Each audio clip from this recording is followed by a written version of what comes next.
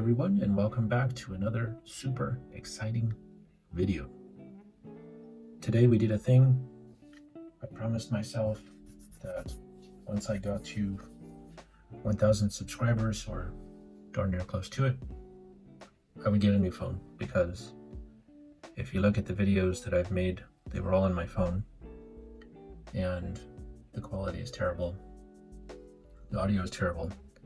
But now we're using the iMac to make videos from this point forward, and so that's okay. But I also use the phone for things like DoorDash, Uber Eats, and stuff like that to make extra money, and it's really giving me trouble.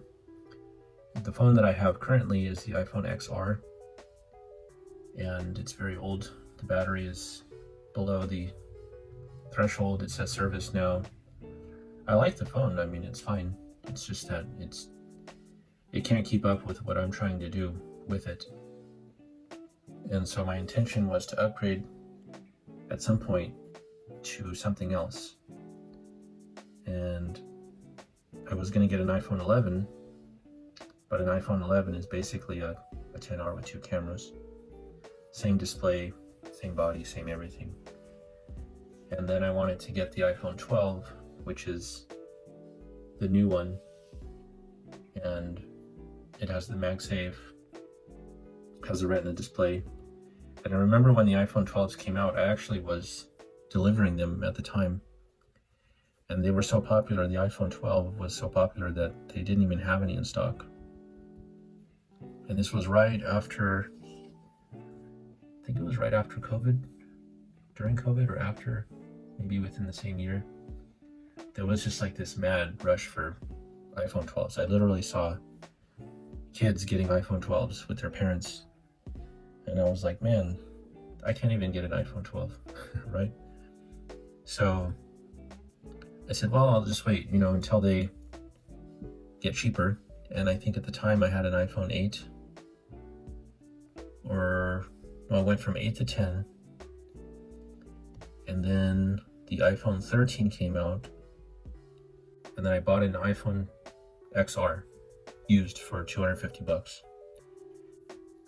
And that was 2 years ago.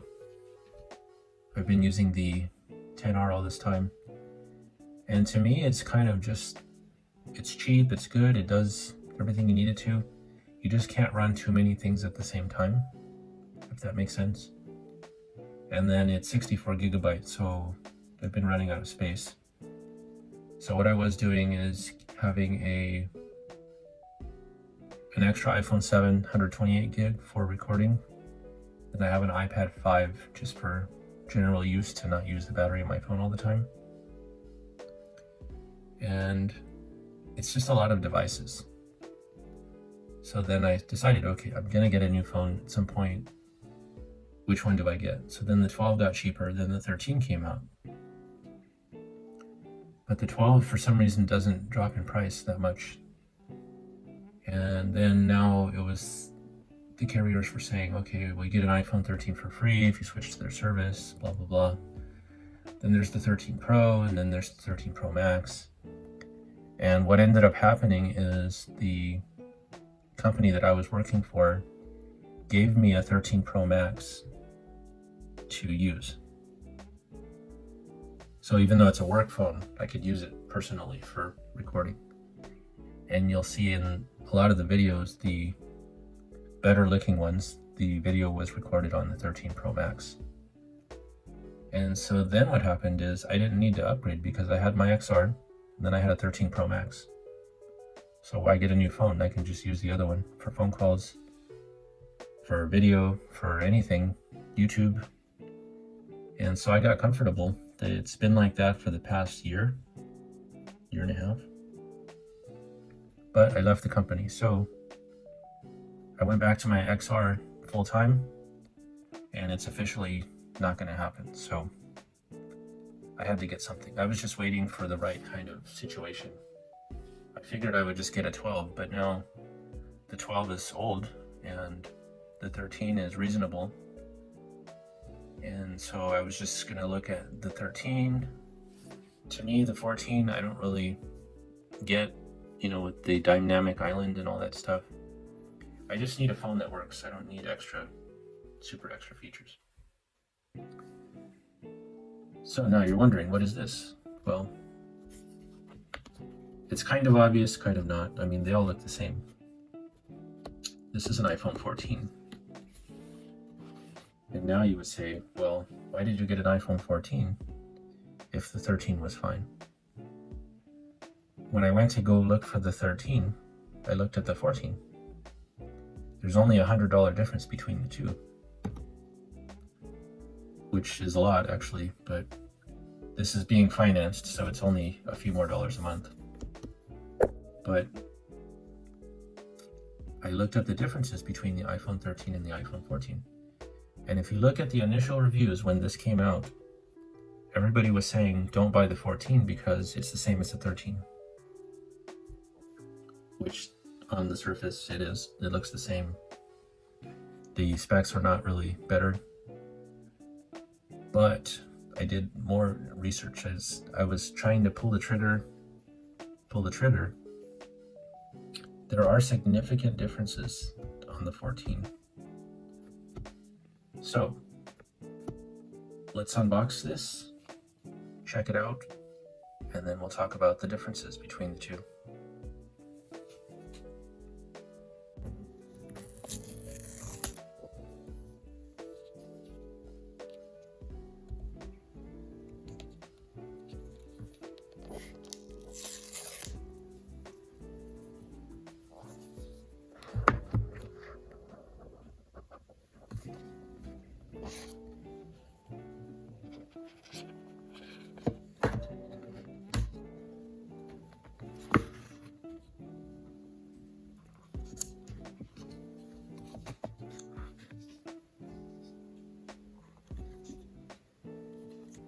Pretty red colored.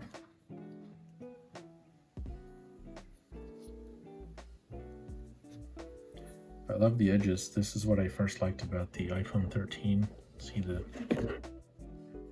this is the iPhone 4, and they went back to the square edges. I hated the 10, 10R because of the round edges, and you would hold it and it would slip out of your hand. So that is beautiful. 13 would be the same thing. Supposedly they say the 14 back glass is different. It's not attached to the body like the 13, so it's easier to repair this if you have to. So that's good. Then we have the camera. The main difference between the 13 and the 14 hardware-wise is the 14 has the camera of the 13 Pro. The back glass is different somehow. We'll have to look that up. They don't have a SIM tray anymore, so you have to use the eSIM. The display is the same, so that's fine. The battery is slightly larger, just by a teensy bit. And that's it. And supposedly the 13, people were saying the 13 cases don't fit on the 14 because this bump is bigger. But all of the cases I've seen, they say it works for the 13 and 14, or maybe they don't know. So we'll find out. And then you have a USB-C cable charger to Lightning port. But I don't even have a USB-C cable, so that's gonna suck. I'll just have to use my old one. And then you have the, what are these, the stickers? Red. I always wanted a red one, so that's why I got the red. They're all the same price anyway. You no longer need a SIM card. Activate eSIM during iPhone setup. Contributes to AIDS programs.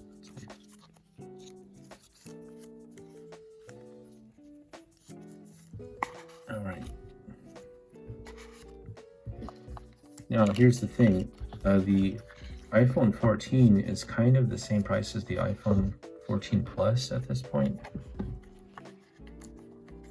And I kind of don't want a Plus. So I got this one first. I might switch to the iPhone Plus, I'm not sure. Just depends on the battery life. It's just that the thing is that for what I do, the phone goes in and out of my pocket multiple times a day. Especially when you get in the car and it's hard to pull the big one out of your pocket. And that was when I had the 13 Pro Max, that was the problem that I had. It would be really hard to get out of my pocket when I was sitting in the car. Might as well get the 14. And also I do like the crash protection feature and the satellite SOS feature, which somebody said you have to pay extra for, so I have to look into that. But yeah, let's switch over to the computer and look at the specs.